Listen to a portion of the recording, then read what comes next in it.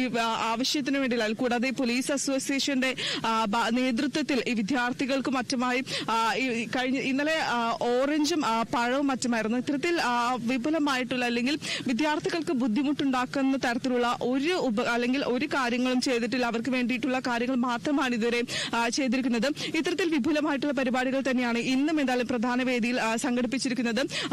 25 വേദികളിലാണ് മത്സരങ്ങൾ നടക്കുന്നത്. 249 ഇനങ്ങളിൽ മത്സരങ്ങൾ നടന്നിട്ടുണ്ടായിരുന്നത്. ഇന്നലെ 58 മത്സരങ്ങളാണ് പൂർത്തിയായത്. ഈ 58 മത്സരങ്ങളുടെ റിസൾട്ടുകൾ അല്ലെങ്കിൽ പോയിന്റ് നില വന്നപ്പോഴാണ് കണ്ണൂർ മുന്നിലുള്ളത്.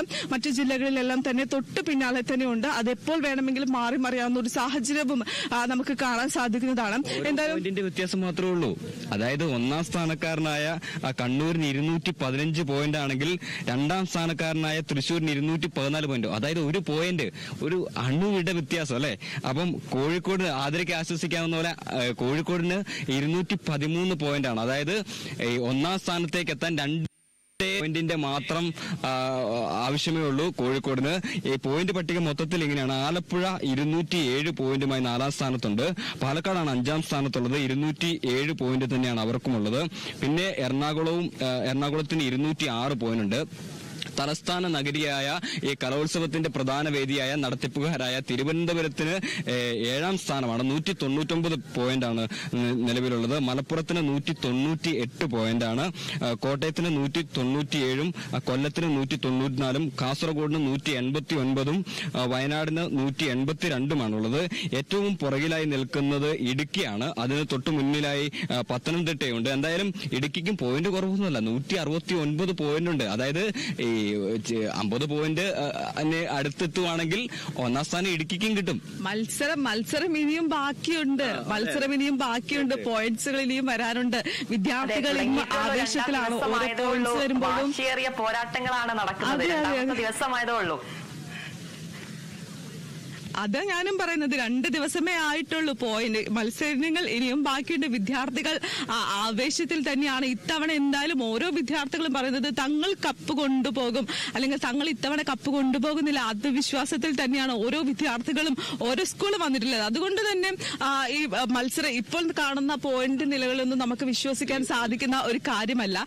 അതെന്തായാലും മാറി മറിയും. ഇനി കണ്ണൂരാണോ, കാസർഗോഡാണോ, അല്ലെങ്കിൽ പാലക്കാടാണോ, കോഴിക്കോടാണോ കപ്പ് കൊണ്ടുപോവുക എന്ന് നമുക്ക് ഇപ്പോൾ പറയാൻ സാധിക്കില്ല. എന്തായാലും 2-3 ദിവസത്തിന് ശേഷം മാത്രമായിരിക്കും നമുക്ക് ഈ കാര്യങ്ങളെല്ലാം തന്നെ നമുക്കൊരു സൂചനയെങ്കിലും അല്ലെങ്കിൽ നമുക്കൊന്ന് പ്രവചിക്കാനെങ്കിലും പറ്റുകയുള്ളൂ. ഇപ്പോഴെന്തായാലും നമുക്കത് പ്രവചിക്കാൻ പറ്റില്ല. പക്ഷെ ഞാൻ ഇന്നലെ ശ്രദ്ധിച്ച മറ്റൊരു കാര്യം എന്ന് പറയുന്നത്, പല വേദികളിലുമായി മത്സരങ്ങൾ ലേറ്റ് ആകുന്ന ഒരു സ്ഥിതി ഉണ്ടായിരുന്നു. പ്രധാനമായും ഞാൻ ഇന്നലെ ഒപ്പനയായിരുന്നു നോക്കാൻ പോയിട്ടുണ്ടായിരുന്നത്. ഈ ഒപ്പന 3 മണിക്ക് തുടങ്ങേണ്ട ഒപ്പന തുടങ്ങിയത് 5 മണിക്കാണ്. ഇത്തരത്തിൽ പല വേദികളിലുമായി മത്സര ഇനങ്ങൾ ലേറ്റ് ആകുന്ന ഒരു സാഹചര്യം എന്തായാലും ഉണ്ട്. പക്ഷെ അതിലാർക്കും പരിഭവമോ അല്ലെങ്കിൽ ദേഷ്യമോ ഒന്നും തന്നെ ഉണ്ടായിരുന്നില്ല.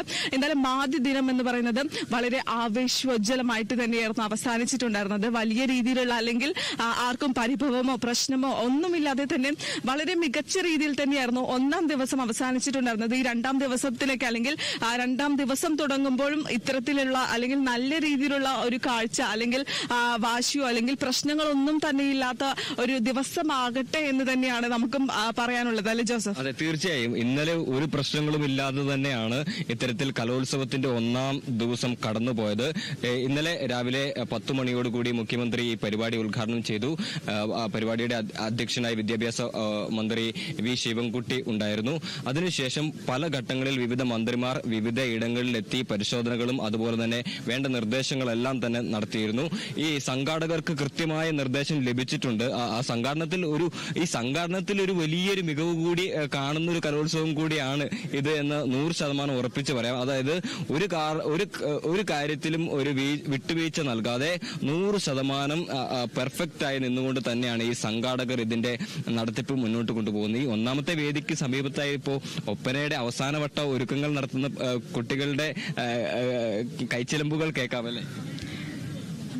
തീർച്ചയായും നമ്മള് ഈ അല്ലെങ്കിൽ ഈ കലോത്സവ വേദിയിലെ മൊഞ്ചത്തിമാരാണ് ഈ മണവാട്ടിമാർ, ഒപ്പനയിലെ മണവാട്ടിമാർ, അവരുടെ തോഴിമാരെന്ന് പറയുന്നത്.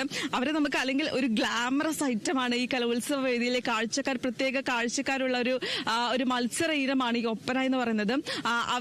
അവരുടെ അല്ലെങ്കിൽ 9:30 അവരുടെ മത്സരങ്ങൾ ഈ പ്രധാന വേദിയായിട്ടുള്ള സെൻട്രൽ സ്റ്റേഡിയത്തിലാണ് ഒപ്പന മത്സരം എന്ന് നടക്കുന്നത്. 9:30 തന്നെ മത്സരം ആരംഭിക്കും. അതുകൊണ്ട് തന്നെ ഈ രാവിലെ തന്നെ നമ്മൾ എത്തുന്ന ആ ഒരു സമയം അല്ലെങ്കിൽ ഒരു 6:30-7 മണിയാകുമ്പോൾ തന്നെ ഈ വിദ്യാർത്ഥികളടക്കം തന്നെ ഈ സെൻട്രൽ സ്റ്റേഡിയത്തിലേക്ക് എത്തിയിട്ടുണ്ടായിരുന്നു. അവർക്കിനി മേക്കപ്പ് ഇടേണ്ടതുണ്ട്, അവരെ മൊഞ്ചത്തിമാരാക്കേണ്ടതുണ്ട്. അവരെ മൊഞ്ചത്തിമാരാക്കുന്നതിന് കുറച്ച് സമയം ആവശ്യമാണ്. അതുകൊണ്ട് തന്നെ അവരടക്കം ഇപ്പോൾ എത്തിയിട്ടുണ്ടായിരുന്നു. അവരടക്കം വലിയ രീതിയിലുള്ള അല്ലെങ്കിൽ ഒരുക്കങ്ങളാണ് ഇപ്പോൾ നടന്നുകൊണ്ടിരിക്കുന്നത്. സെൻട്രൽ സ്റ്റേഡിയം എന്തായാലും മോണായി കഴിഞ്ഞിരിക്കുകയാണ്. സെൻട്രൽ സ്റ്റേഡിയത്തിലേക്ക് അല്ലെങ്കിൽ ഇനി അല്പസമയത്തിനകം തന്നെ സെൻട്രൽ സ്റ്റേഡിയം നിറയുന്ന ഒരു കാഴ്ചയായിരിക്കും കാണാൻ സാധിക്കും. ഒരുപക്ഷെ നിങ്ങൾക്ക് ഇപ്പോൾ കാണുമ്പോൾ നമ്മൾ കുറച്ചു പേരെ മാത്രമായിരിക്കും കാണാൻ സാധിക്കുകയുള്ളൂ. പക്ഷെ കുറച്ച് കഴിയുമ്പോൾ അല്ലെങ്കിൽ ഒരു വെയിൽ വരുമ്പോൾ തന്നെ ഇവിടെ കാണാൻ സാധിക്കുന്നത് നിരവധിയായിട്ടുള്ള ജനങ്ങളുടെ ഒഴുക്ക് തന്നെയായിരിക്കും. ഈ സീറ്റുകളെല്ലാം തന്നെ, പ്രധാന വേദിയിലെ സീറ്റുകളെല്ലാം തന്നെ ഫില്ലായിട്ടുള്ള ഒരു അവസ്ഥ തന്നെയായിരിക്കും നമുക്ക് കാണാൻ സാധിക്കുക. ഇപ്പോൾ നമുക്ക് കാണുമ്പോൾ ഈ പ്രധാന വേദിയായിട്ടുള്ള സെൻട്രൽ സ്റ്റേഡിയത്തിലെ സീറ്റുകളെല്ലാം ഒഴിഞ്ഞു കിടക്കുകയാണ്. ഒന്ന് വേണമെങ്കിൽ ഇപ്പോൾ നിങ്ങൾക്ക് നോക്കാം, ഇത്തരത്തിൽ വലിയ ഒരു സ്റ്റേജാണുള്ളത്. ഇത്തരത്തിൽ നിരവധി കസാരകൾ ഒരുക്കി വെച്ചിട്ടുണ്ട് ഇരിക്കുന്നതിന് വേണ്ടി. ഏകദേശം 8000 പേർക്ക് ഇരിക്കാവുന്ന രീതിയിലുള്ള സജ്ജീകരണമാണ് ഒരുക്കിയിരിക്കുന്നത്. എന്നാൽ കുറച്ച് കഴിയുമ്പോൾ നിങ്ങൾ ഈ സ്റ്റേജ് അല്ലെങ്കിൽ ഈ വേദി കാണുകയാണെങ്കിൽ ഇവിടെ മുഴുവനായിട്ടും നിരവധി ആളുകളായിരിക്കും, ജനത്തിരക്കായിരിക്കും. ഒരുപക്ഷെ നിൽക്കാൻ, കഴിഞ്ഞ ദിവസം നമ്മൾ കണ്ടതാണ്, ഇരിക്കാൻ പോലും സീറ്റില്ലാതെ നിൽക്കുന്ന നിരവധിയായിട്ടുള്ള ആളുകളെ കണ്ടതാണ്. ഇത്തരത്തിൽ വലിയ രീതിയിലുള്ള അല്ലെങ്കിൽ വിപുലമായിട്ടുള്ള ഒരു ഒരുക്കങ്ങൾ തന്നെയാണ് സർക്കാരിന്റെ ഭാഗത്തു നിന്നും ഉണ്ടായിരിക്കുന്നത്. അത് തന്നെയാണ് ഏറ്റവും പ്രധാനപ്പെട്ട ഒരു കാര്യം എന്ന് പറയുന്നതും. വലിയ രീതിയിലുള്ള ഒരുക്കങ്ങൾ, വിദ്യാർത്ഥികൾക്ക് ബുദ്ധിമുട്ട്